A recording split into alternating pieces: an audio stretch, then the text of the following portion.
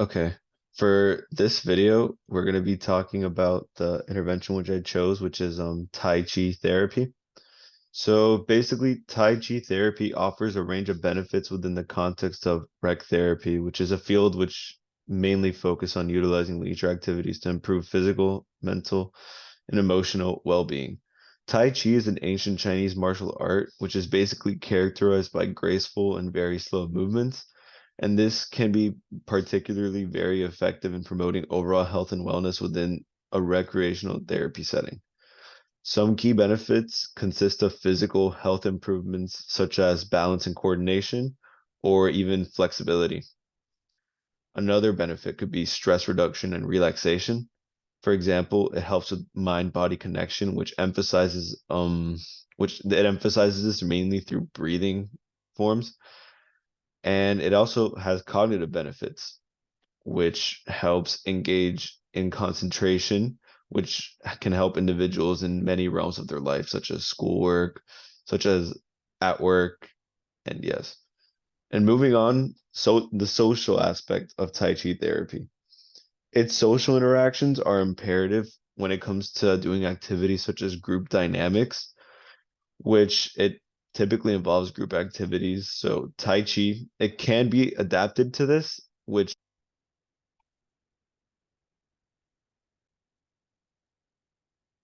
okay. As it was being mentioned earlier, it is very beneficial for social interactions, and it allows clients to share their potential experiences, which is very supportive to one another. And yes, so for the beginning, that's okay. Now, moving on to the history of Tai Chi. Tai Chi is an ancient Chinese martial art which has evolved over many, many centuries. Its roots can basically be traced back to the 12th century, and some legends even suggest that it could be even earlier than that. The development of Tai Chi is often attributed to Zhang Sanfeng, which was a Taoist monk. Although the history of accuracy of this claim, it could be debated, as others believe that it was founded by another individual. So the art gained prominence basically within the 17th century with the Chen family, which was in the Henan province. It was initially practiced as a martial art, but over time, various styles of Tai Chi emerged, each characterized by distinct movements, forms, and philosophies.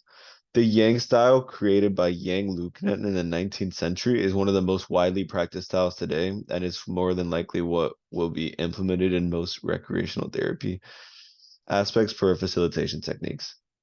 Tai Chi, in other words, it combines the elements of martial arts, meditation, and traditional Chinese medicine, as it emphasizes slow, flowing movements, controlled breathing, and a focus on the present moment. Originally, it was developed for self-defense. However, it evolved into a holistic practice which basically promoted physical and mental well-being. Now, as for the main purpose of Tai Chi within recreational therapy, number one would be physical well-being. The fact that it can enhance your mobility and the slow and deliberate movements, it would really help improve your balance, flexibility, and coordination, which would contribute to the overall physical health of any individual.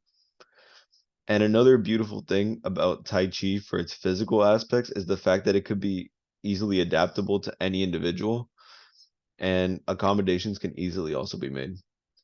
Now, moving on to stress reduction and relaxation as a second benefit.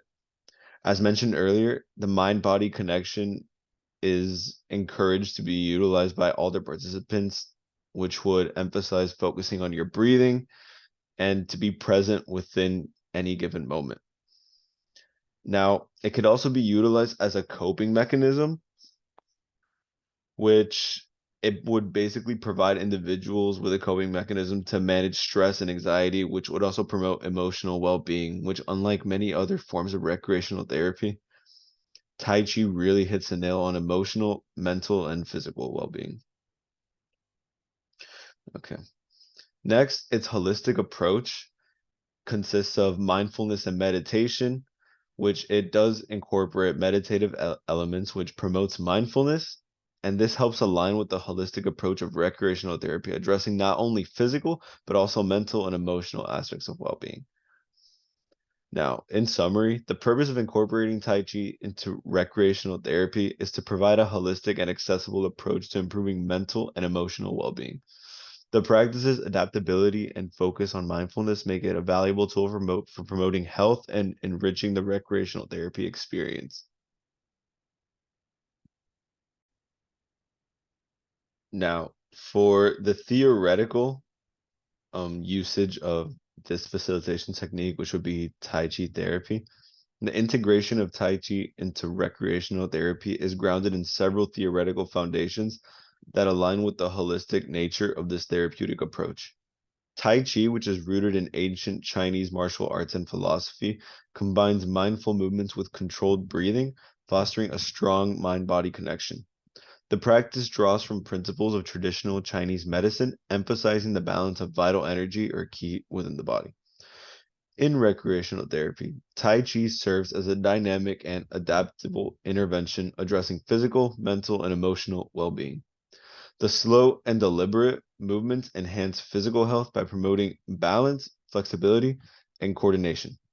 The meditative aspect of Tai Chi contributes to the stress reduction and relaxation, offering participants a coping mechanism for managing emotional challenges. The social component, especially when adapted for group sessions, aligns with recreational therapy's emphasis on communal engagement, which overall, the theoretical foundations of Tai Chi and recreational therapy rest on its capacity to holistically enhance the quality of life through the integration of movement, mindfulness, and social interactions.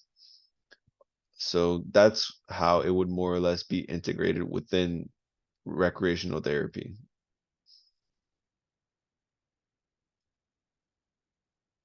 Now, Tai Chi also has numerous benefits for individuals with disabilities, such as blind individuals, individuals, and individuals with multiple sclerosis or MS. So, Tai Chi therapy, it has shown remarkable effectiveness for individuals facing sensory challenges such as blindness, deafness, and those dealing with multiple sclerosis. For individuals who are blind or visually impaired, the slow, intentional movements of Tai Chi provide a unique platform for enhancing spatial awareness, balance, and coordination. The practice's emphasis on tactile and proprioceptive feedback because especially this especially becomes valuable in building a heightened sense of body awareness.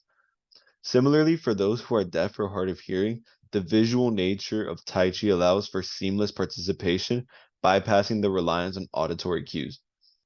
The rhythmic and meditative qualities of Tai Chi contribute to a calming and centering experience for individuals with sensory impairments. In the context of multiple sclerosis, on the other hand, Tai Chi's adaptability off, proves crucial, offering a low impact exercise that addresses symptoms like fatigue, muscle weakness, and imbalance. So, in other words, the practice's focus on the mind body connection can also positively impact emotional well being. When this would provide individuals with the tools to cope with the psychological aspects of living with a chronic condition.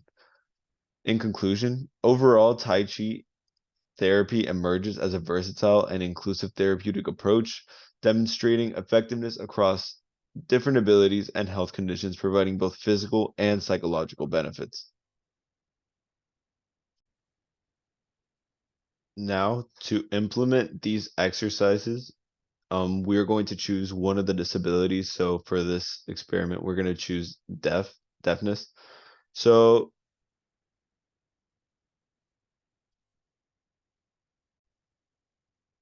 I'm sorry, I meant to say blindness.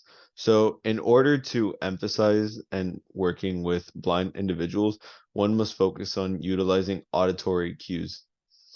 So, the first exercise that we were going to be doing, it's basically going to be to mitigate stress by any means to most individuals. So, it's going to be a breathing exercise. So, in order to do this, you're going to rest your hands on your stomach, you close your eyes, breathe in for 8 seconds, and then you're going to hold it for 4 seconds, and then you're going to breathe out for eight.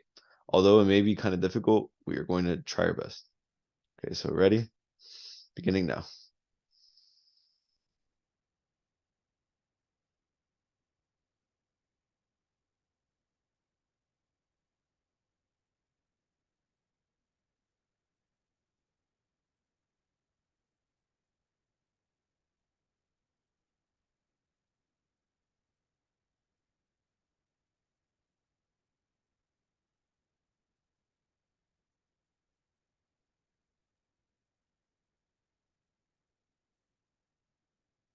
Now, that would typically be repeated around 3 to 4 times.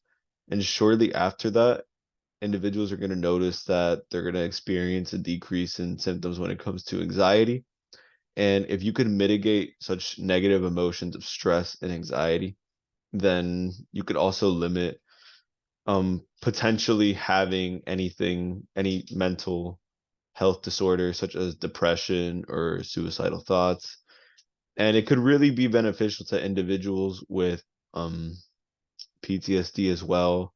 A lot of veterans that come from the army that or any branch could also reap the benefits of Tai Chi, as Tai Chi has proven to really be a very effective method in not only helping you physically but also mentally as well. As that was my main emphasis for choosing this facilitation technique, as I believe that mental health is often something that could be overlooked.